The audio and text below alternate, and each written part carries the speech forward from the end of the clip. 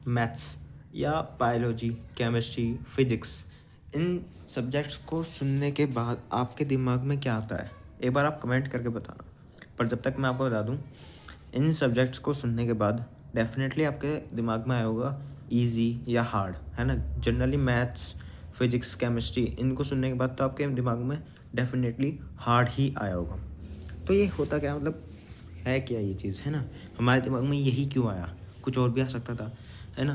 तो इसी के बारे में आज हम चर्चा करने जा रहे हैं। तो हाय एवरीवन, आज का हमारा जो टॉपिक है या फिर आज का जो हमारा बात करने जिस पे हम जा रहे हैं, उसका नाम है मूल मंत्र।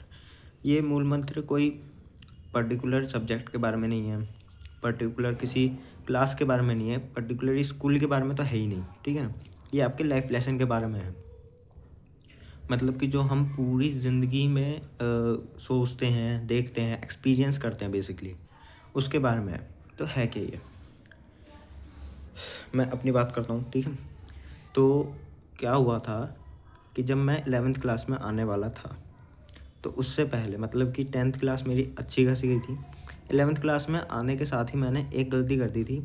स्टार्टिंग में मैंने एक मोटिवेशनल कह सकते हो या फिर कह सकते हो कि आप सोचने वाली एक वीडियो देख ली, जिसमें मैंने सुना, ये कह सकते हो कि समझा या देखा कि मुझे, मैं नाम नहीं लूँगा, मुझे एक चीज़ टीचर जो हैं बता रहे हैं कि 11th क्लास हार्ड होती है ना? 11th क्लास हार्ड होती है, फिर 11th क्लास ईज़ी होती है।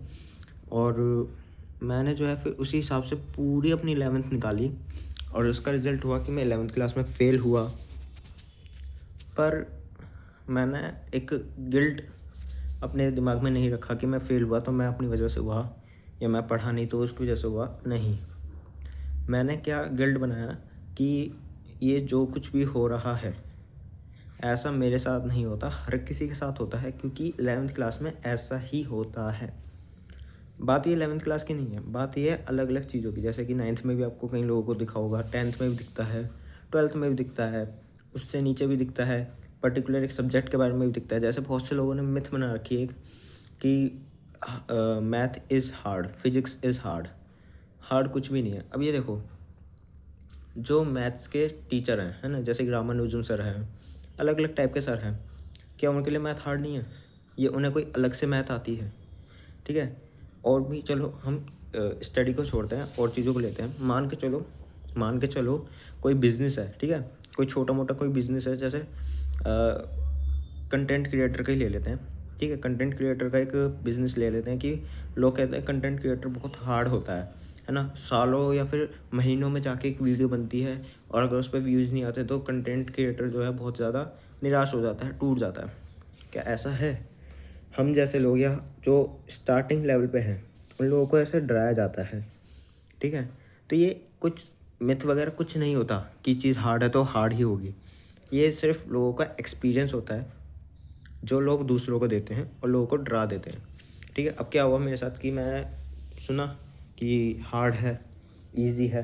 अब क्या हुआ, मैंने उसी को अपना मोटिव बना के चलता रहा कि भैया 11th क्लास में मैं अगर फ़ेल हो रहा हूँ तो हो रहा हूँ क्योंकि हार्ड है। मैं अपनी तरफ से पूरे एफ़र्ट लगा रहा हूँ, पूरी मेहनत लगा रहा हूँ, हार्ड है।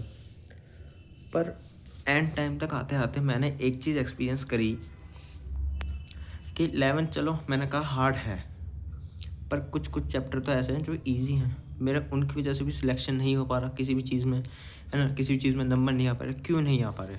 तब मैंने एक्सपीरियंस करा कि मैं उसकी बंदे की जो बात थी, उसको ज़्यादा प्रभावित कर रहा था। उसको काफ़ी ज़्यादा दिमाग में लेके चल रहा था।